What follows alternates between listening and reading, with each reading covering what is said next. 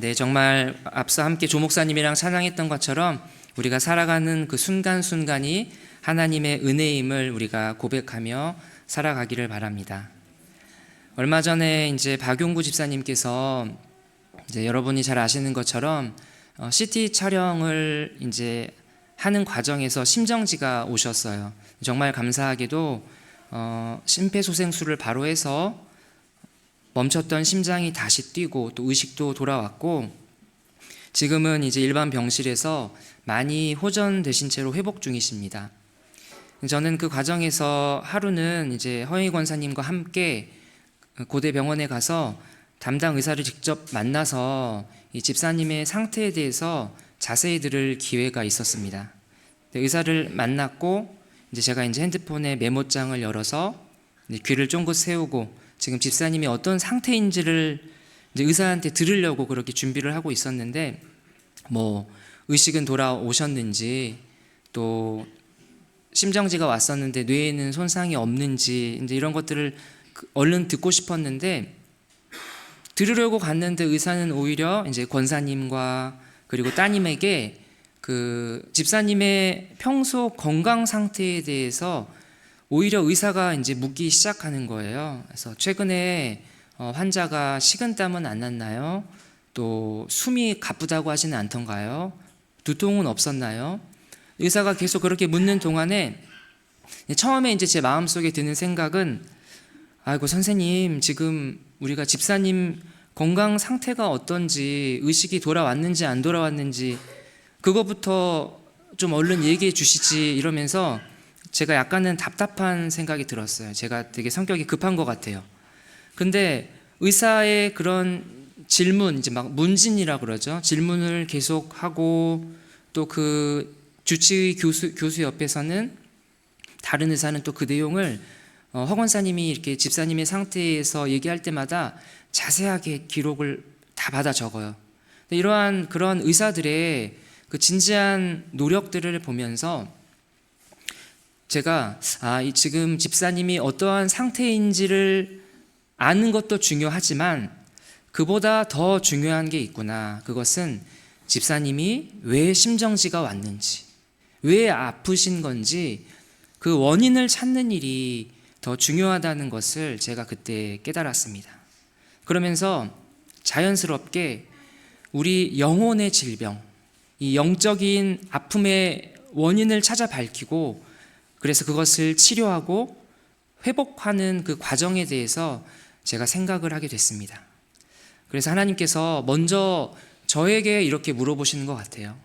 홍범아, 너의 영혼은 지금 아픈 상태니 건강한 상태니? 저는 마음속으로 하나님 앞에 이렇게 대답을 했을 것 같아요. 하나님, 그래도 저 정도면 괜찮은 사람인 것 같아요. 게다가 저는 목사잖아요. 다른 사람들보다는 하나님 안에서 제가 살아가고 있지 않을까요? 제가 이렇게 하나님 앞에 대답했을 것 같아요.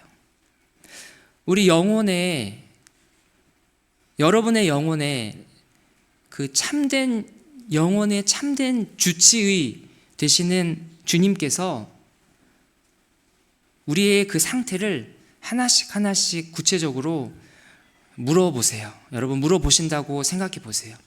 마치 의사가 박용구 집사님의 상태에 대해서 자세하게 물어봤던 것처럼 주님이 우리에게 물어보세요. 여러분에게 물어보세요. 예, 내 아들아, 내 딸아, 어디가 아프니? 혹시 이런 증상은 없니? 그러면서 여러분에게 물어보시는 거예요. 너희가 아침에 일어나서 밤에 잠들기까지 그 하루 종일 혹시 나 하나님이 없더라도 사는데 그렇게 큰 어려움을 느끼지 않지 않니? 물어보시는 거예요. 또 하나님의 도움 없이 너희 스스로 할 수 있는 일들이 훨씬 더 많다고 생각하지 않니? 너의 삶이 너무너무 고되고 숨가쁘고 외로운 삶인 것을 너 스스로도 잘 알고 또 그것을 인정하지만 그런데도 너의 그런 아프고 힘든 삶 속에서 네가 지팡이처럼 붙잡고 의지하며 사는 것은 그게 뭐니? 너의 울음을 그치고 네가 다시 미소 짓게 되는, 네가 다시 회복하게 되는, 막혔던 문제가 해결되는 그런 것들이 나 하나님 때문이 아니라 실제로 그 문제가 해결되고 틀어졌던 사람과의 관계가 회복될 때이지 나 하나님과는 크게 상관없지 않지 않니? 이런 주님의 질문들에 대한 여러분의 대답은 무엇입니까? 여러분은 아프신가요? 아니면 아무런 문제 없이 건강하게 잘 지내고 계신가요? 예수님을 믿고 구원받은 백성으로 이 땅을 사는 그러한 우리인데도 오늘 우리는 왜 여전히 아픈 채로 살아갈까요? 육신의 질병을 말하는 것이 아니라 왜 여전히 우리는 좌절하고 낙심하고 누군가를 미워하고 비교하고 자만하고 원망하고 왜 그런 채로 우리는 여전히 이 땅을 살아가고 있을까요? 그 원인을, 그 질병의 원인을 찾아야 하는 것입니다. 이렇게 심각한 영적인 질병에 걸려 있는데도 내가 아픈지 안 아픈지도 모르는 우리에게 오늘 하나님께서 이 말씀을 통해서 내려주시는 진단은 여러분 무엇인가요? 오늘 성경 본문에서 우리는 심각한 영적인 질병에 걸려 있는 환자들을 만나게 됩니다. 그들은 바로 이스라엘 사람들, 유대인들입니다. 오늘 본문 로마서는 바울이 로마 교회에 있는 성도들에게 쓴 편지예요. 그런데 편지라고 해서 로마 교회 성도님들 안녕하세요. 날씨가 추워졌는데 건강 잘 지키시고 감기 조심하세요. 이런 화기애애한 분위기의 편지가 아닙니다. 사도 바울은 지금 굉장히 진지하고 절박한 상태로 편지를 써서 보냅니다. 어느 정도냐면 9장 1절, 2절, 3절을 보면 사도 바울의 마음이 나와 있습니다. 9장 1절, 2절, 3절 말씀입니다. 내가 그리스도 안에서 참말을 하고 거짓말을 아니하노라. 나에게 큰 근심이 있는 것과 마음에 그치지 않는 고통이 있는 것을 내 양심이 성령 안에서 나와 더불어 증언하노니 나의 형제 곧 고륙의 친척을 위하여 내 자신이 저주를 받아 그리스도에게서 끊어질지라도 원하는 바로라. 그리스도에게서 끊어진다는 게 여러분 뭘 의미하는지 누구보다 사도 바울이 제일 잘 압니다. 그것이 얼마나 심각한 일인지를 사도 바울이 제일 잘 압니다. 그럼에도 불구하고 사도 바울은 자기 자신이 죽어서 지옥 가더라도 상관없을 만큼 간절한 마음으로 이 편지를 씁니다. 그 이유는 그만큼 지금 로마 교회 안에 심각한 영적인 질병과 같은 문제가 있었다는 것을 우리는 알 수 있습니다. 어떤 문제가 있었냐면 바로 율법주의 공로 사상입니다. 쉽게 말해서 내가 율법을 잘 지켜야 그 공로를 인정받아 구원받고 천국에 간다고 생각하고 있었습니다. 이러한 율법주의 공로 사상을 예수님을 아예 모르고 안 믿었던 유대인들은 당연히 그런 것들을 가지고 있었죠. 그런데 문제는 뭐냐면 이제는 예전과 달리 예수님을 믿고 신자가 돼서 이제 우리식으로 하자면 유대교에서 기독교로 종교를 바꾼 그러한 유대 그리스도인들조차 이러한 예전의 그 모습, 율법주의 공로 사상을 가지고 있었다는 것이 로마 교회 안에 가장 큰 문제였습니다. 그래서 이들이 이렇게 말해요. 당연히 예수님을 믿어야 구원받죠. 그런데 아무리 예수님을 믿더라도 율법이나 할례 같은 그러한 전통을 지키지 않으면 진정한 구원은 얻을 수 없어요. 뭔가 맞는 것 같기도 하고 틀린 것 같기도 하고. 저는 이런 2000년 전에 로마 교회가 가지고 있었던 이 문제가 2000년이 지난 오늘 우리 천은교회와 그리고 한국교회 안에서 그리고 저와 여러분 안에서 지금도 정말 똑같이 일어나고 있다고 생각합니다. 우리는 하나님을 믿으면서도 여러분은 하나님을 믿으면서도 너무나 자연스럽게 익숙하게 이런 말들을 하곤 합니다. 교회 다니면서 착한 일도 많이 해야지. 그래야 하늘 상급이 크답니다. 하나님만 의지하지 말고 하나님이 여러분에게 주신 능력도 함께 의지해야 되지 않나요? 하늘은 스스로 돕는 자를 돕는다고 했어요. 하나님도 마찬가지예요. 하나님도 스스로 돕는 자를 돕는 거예요. 저의 경우처럼 하나님, 그래도 저 정도면 괜찮은 사람인 것 같아요. 게다가 저는 목사잖아요. 다른 사람들보다는 하나님 안에서 살아가고 있지 않을까요? 이처럼 우리와 그리고 이스라엘이 가지고 있던 문제를 한마디로 말하면 믿음을 의지하지 않고 행위를 의지하는 거였습니다. 32절 말씀입니다. 어찌 그러하냐? 이는 그들이 믿음을 의지하지 않고 행위를 의지함이라. 이스라엘 사람들이 자기 행위를 의지했어요. 율법을 의지했습니다. 율법을 잘 지켜야 구원받고 천국 간다고 믿었어요. 율법을 잘 지켜야 하나님께 복을 받고 행복하게 살 수 있다고 믿었습니다. 여러분, 우리가 하나님을 믿고 있느냐 안 믿고 있느냐는 뭘 보면 알 수 있냐면 우리가 뭘 의지하면서 살고 있는지를 보면 알 수 있습니다.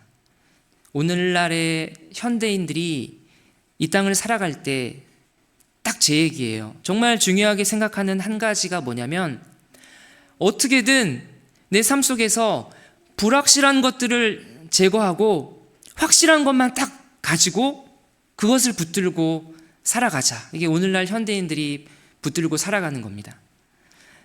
안전하고 안정을 추구하고 그런 것들을 확보하는 것 자체가 나쁘지 않죠.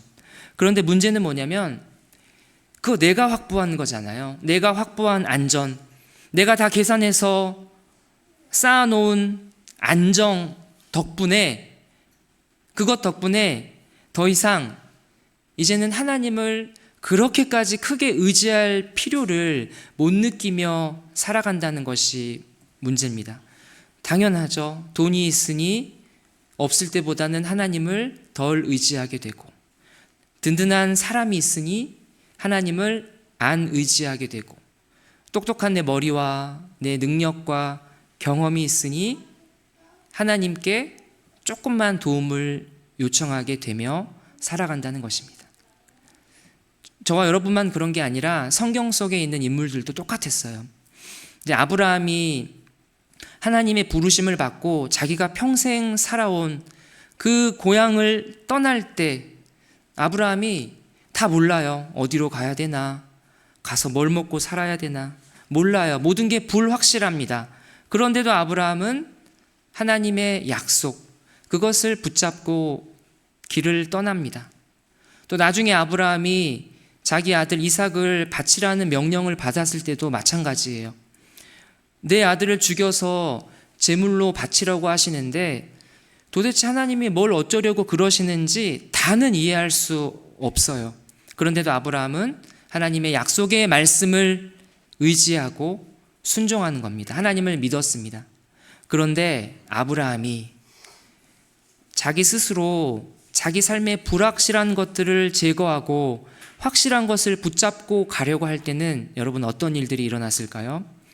아내 사라를 자기 여동생이라고 속여서 안전을 확보하려다가 오히려 아내를 다른 남자한테 뺏기게 될 더 큰 위험을 맞이하게 됩니다. 이처럼 우리에게 믿음이 있는지 없는지 그것은 그가 뭘 의지하며 살아가는지를 통해서 드러나게 돼 있습니다. 그렇게 이스라엘은 한마디로 믿음이 아니라 자기 행위를 의지하며 살아가고 있었습니다. 왜냐하면 그렇게 사는 것이 하나님께 의를 얻는 길이라고 믿었기 때문입니다. 그런데 그랬던 그 유대인들이 예수 그리스도를 만나고 또 그 예수 그리스도의 복음 앞에서 너무나 큰 충격을 얻게 됩니다. 왜냐하면 자신들 유대인이 아니라 오히려 의를 따르지 않았던 이방인들이 의를 얻고 있는 거예요. 할례도 안 받고 율법을 지키지 않을 뿐더러 아예 율법이 뭔지도 모른 채 살아가고 있는 이방인들이 오히려 유대인들 자신보다 구원받는다는 그 복음 앞에서 그 유대인들이요, 할례를 받고 율법을 잘 지켜야 구원을 얻어 천국에 간다고 그렇게 평생 믿어왔었는데 그 신념들이 정말 와르르 다 무너지는 순간입니다. 부딪힐 돌에 부딪혔느니라. 유대인들에게 그 평생의 목표 하나, 율법을 잘 지키자, 그거면 된다, 그렇게 세워놓은 목표를 향해서 열정적으로 정신없이 막 돌진하다가 장애물을 보지 못하고 그 장애물에 걸려서 넘어진 겁니다. 부딪힐 돌에 걸려 넘어졌느니라. 여러분, 그러면 이 부딪힐 돌의 정체는 도대체 뭘까요? 누가 도대체 여기다가 이 돌을 갖다 놨을까요? 이것은 하나님이 가져다 놓은 돌입니다. 제가 오늘 이 성경에서 유대인들에게 일어난 이 일들이 저와 여러분에게도 똑같이 일어난다는 것을 제가 알고 있습니다. 그래서 제가 직장인이라면 회사를 이직하는 상황을 염두에 두고 적용을 해 봤을 텐데, 제가 사역자이기 때문에 사역자가 사역지를 옮기는 상황에 한번 적용해 봤습니다. 사역자들의 삶은, 특별히 이제 부교역자의 삶은 때가 되면 사역지를 옮기는 것들이 이제 일상적입니다. 교회의 어떤 복합적인 상황들, 그리고 사역자 개인의 상황들, 이런 것들을 전체적으로 고려해서 일정 기간이 지나면 사역지를 옮겨야 하는 때가 옵니다. 그런데 문제는 이것이 아무리 사역자들에게는 일상적인 일이라고 할지라도 인간적으로는 정말 참 쉬운 일이 아니라는 겁니다. 왜냐하면 사역지를 옮겨야 하는 상황 속에서 모든 것이 정말 다 두렵게 느껴지기 때문입니다. 이제 또 낯선 장소, 낯선 사람들, 낯선 사역들, 마치 이런 모든 상황들이 때로는 덩그러니 광야에 홀로 서 있는 것 같은 그러한 기분이 들기 때문입니다. 그럴 때면 정말 인간적인 마음으로는 진짜 차라리 아무것도 하지 않고 싶다, 아무것도 하지 않았으면 좋겠다라는 생각이 들 때가 있습니다. 참 못났죠. 삶에 별 문제가 없고 평탄한 길을 걷는 것 같을 때는, 그때는 문제가 없다고 하나님을 의지하지 않더니 이제는 어떤 삶의 큰 변화와 문제가 마주하게 되니까 아프고 두렵고 괴롭다는 이유로 또 하나님을 의지하지 못하는 그러한 불신앙적인 모습입니다. 어쨌든 결과적으로 아무런 문제 없이 앞만 보고 쭉 달려가다가 뭔가에 툭 걸려서 그렇게 잠시 멈춰서게 되는 경험을 하게 됩니다. 비로소 그때 우리는 우리 자신의 민낯을 보게 돼요. 그리고 그제서야, 그때 하는 고백이 진짜인 것 같아요. 그제서야 하나님께 고백하게 됩니다. 나는 내가 잘하는 줄 알았는데 아니었구나. 건강한 줄 아니었는데 아프구나. 지금껏 나의 이 삶을 지탱해 온 것이 하나님에 대한 믿음보다는 나의 환경과 조건과 내가 능숙하게 할 수 있는 일들과 옆에 있는 사람이었다는 것이 그제서야 여실히 드러나는 거죠. 그제서야 그 넘어진 자리에서, 그 두려움 속에서 간절한 마음으로 엎드려서 하나님 앞에 이제 이렇게 기도하게 됩니다. 저의 기도예요. 주님, 제가 하나님만을 바라보지 못했습니다. 하나님만을 의지하지 못했습니다. 하나님을 믿는 척 했지만 제 자신을 믿으며 살았습니다. 하나님을 사랑하는 척 했지만 사실은 제 자신을 누구보다 가장 많이 사랑하며 살았습니다. 이런 저의 모습이 부끄럽습니다. 주님, 부디 저에게 용기를 주시고 믿음을 주셔서 돌아서게 해주십시오. 저를 새롭게 해주셔서 이제는 온전히 주님만을 바라보며 매 순간순간 아주 작고 대수롭지 않은 일에도 반대로 너무 커서 두려운 일이라 할지라도 그 모든 상황 속에서 기쁘고 감사하게 주님을 바라보게 해주시고 주님만을 의지하며 살아가게 하여 주시옵소서. 오직 주의 은혜로만 구원을 얻고 주의 은혜로만 숨쉬며 살아가는 인생이라는 것을 주님 부디 제가 잊지 않게 해 주십시오. 하나님이 이 기도를 들으시죠. 그래서 우리가 이렇게 회개하며 기도할 때 주님께서는 우리가 지금껏 온전히 하나님을 믿지 못하고 하나님을 의지하지 않았던 것을 용서하시고 우리를 회복시켜 주십니다. 아멘. 사랑하는 여러분, 무엇을 의지하며 살아가고 계십니까? 누구를 믿고 살아가고 계신가요? 뭐가 제일 중요하다고 여기고 살고 있으신가요? 저와 여러분이 가지고 있는 이 믿음과 열심은 혹시 하나님의 의가 아니라 우리 자신의 의를 세우기 위한 열심이지는 않으신가요? 만일 그렇다면 저는 죄송하지만 간절히 바랍니다. 저와 여러분이 넘어지기를 간절히 바랍니다. 그 부딪혀 걸려 넘어짐을 통해서 저와 여러분 안에 가득한 교만함과 하나님보다 더 사랑하는 온갖 우상 숭배와 영적인 간음함들과 이러한 온갖 너무 부끄럽고 비참한 모습을 그 넘어진 상태에서 발견할 수 있기를 바랍니다.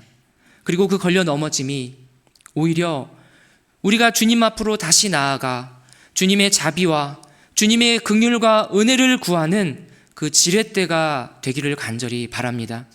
그래서 우리는 알게 됩니다. 오늘 본문에서 사도 바울이 말하는 이 이스라엘의 실패는 돌발 상황이 아니라 하나님이 준비하신 실패였습니다. 무엇을 준비하였습니까? 실패가 아니라 성공을 위한 하나님의 준비였습니다. 저와 여러분에게도 마찬가지입니다. 우리가 이 땅을 살아가는 동안 하나님이 아니라 우리 자신을 의지하고 믿음으로 사는 것이 아니라 우리의 행위로 살아가려는 그러한 어리석은 애씀들과 걸려 넘어짐으로 인한 우리의 비참한 모습을 발견하게 되는 그 과정들, 그 두려움, 그 고독함, 그 외로움, 그 시간들은 원래 율법의 목적대로 저와 여러분 안에 있는 죄와 연약함을 보게 합니다. 다시 말해서 우리가 하나님을 의지하지 않고 우리 자신을 의지하며 살아가고 하나님의 영광을 위해서 살지 않고 우리 자신의 영광을 위해서 살아가는, 우리의 유익만을 위해서 살아가는 우리의 그 비참함을 보는 참으로 귀한 시간들인 것입니다. 그래서 우리가 처음에 만났던 그 돌은 우리 인생의 성공이라는 목표를 세워두고 앞만 보고 달려갔던, 그러다 우리를 부딪히게 하고 넘어뜨리는 아프고 당혹스러운 돌이었지만, 그러나 그 부딪힘 덕분에, 그 멈춰섬 덕분에 하나님 없이, 우리가 복음 없이 살아왔던 우리의 그 비참함과 부끄러움을 보게 되었고, 그 돌을 붙잡고 울며 그제서야 간절하게 회개하게 됐고, 우리를 다시 죽음에서 생명으로 옮겨 놓았습니다.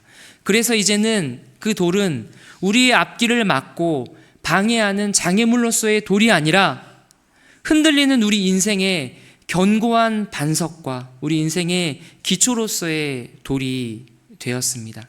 이 돌은 바로 우리 주님 예수 그리스도이십니다. 저는 사역자로서 제가 얼마나 별로 있지도 않은 제 자신의 능력과 경험을 의지하며 살아왔는지를 또 잠시 잊고 살았었습니다. 주님, 저는 아니죠. 저는 좀 괜찮죠 하면서 그들이 믿음을 의지하지 않고 행위를 의지함이라. 그러다가 저는 부딪혀 넘어짐을 경험했습니다. 넘어진 자리에서 너무 부끄러운 제 자신의 모습을 적나라하게 받고 하나님을 의지하지 않고 제 자신을 의지하는 모습들이 그곳에 가득하다는 것을 저는 분명하게 봤습니다. 사탄은 아마도 저의 이런 넘어진 모습을 보면서 비웃겠죠. 다시 일어서지 못할 거고 차라리 이참에 넘어진 김에 그냥 베드로처럼 물고기나 잡으러 가는 편이 더 낫겠다고 저를 정죄하고 저를 저주하고 있을 겁니다. 그러나 저는 그러한 저와 같은 처지에 있는 로마 교회 성도를 향해 이런 와중에 사도 바울이 어떤 말을 하는지를 분명하게 오늘 봤습니다. 10장 1절 말씀입니다. 우리 한 목소리로 읽겠습니다. 10장 1절 말씀 시작. 형제들아, 내 마음에 원하는 바와 하나님께 구하는 바는 이스라엘을 위함이니 곧 그들로 구원을 받게 함이라. 바울은 로마 교회 지체들을 향해 형제들아라고 부르며 그 교인들을 향해 자신의 간절한 마음을 표현합니다. 앞서 9장 1절에서 자기 동족 이스라엘 민족을 향해 내가 대신 지옥에 가더라도 그들이 구원받기를 원하는 그 사도 바울의 간절한 심정처럼 바울은 지금 또 로마 교회의 성도들을 향한 간절한 마음이 있습니다. 그 성도들이, 저와 여러분 같은 그 성도들이 온전한 복음 위에 서서 구원받은 백성으로 살아가는 것이 사도 바울의 간절한 바람입니다. 그리고 이 바울의 간절한 그 마음과 표현은 저와 여러분을 향한 우리 하나님의 마음이십니다. 저와 여러분을 향한 하나님의 그 마음. 그를 믿는 자는 부끄러움을 당하지 아니하리라. 내 너를 더 이상 부끄러운 삶을 살지 않게 하겠다. 이사야 53장 5절 말씀. 그가 찔림은 우리의 허물 때문이요 그가 상함은 우리의 죄악 때문이라. 그가 징계를 받음으로 우리는 평화를 누리고 그가 채찍에 맞음으로 우리는 나음을 받았도다. 우리를 부끄럽지 않게 하시기 위해서 우리 주님께서 대신 부끄러움을 당하셨습니다. 이제 그 주님을 믿는 자는 그가 누구든, 그가 어떤 삶을 살아왔든, 그가 지금 어떠한 부끄러운 처지에 놓여 있든, 어떤 두려움과 어떤 막막함이 그의 삶을 짓누르고 있다 하더라도 그 주님을 믿는 자는 더 이상 어떤 부끄러움도 당하지 않을 것입니다. 더 이상 나 자신을 위해서, 나 자신을 의지하며 살아가지 않을 것입니다. 우리 영혼의 영원한 목자이시고 또 때로는 우리 영혼의 치료자 되시는 주님께서 저와 여러분이 아플 때마다 치료하시고 넘어질 때마다 반드시 다시 일으켜 세우시고 그렇게 하시면서 그렇게 영원히 우리를 주님 안에서 살아가게 하심을 여러분 꼭 믿으시고 우리 인생에 결코 무너지지 않는 반석 되시는 주님의 은혜의 복음으로 다시 멈췄던 심장이 뛰시는 그러한 저와 여러분이 되기를 주님의 이름으로 축복합니다. 아멘. 우리 함께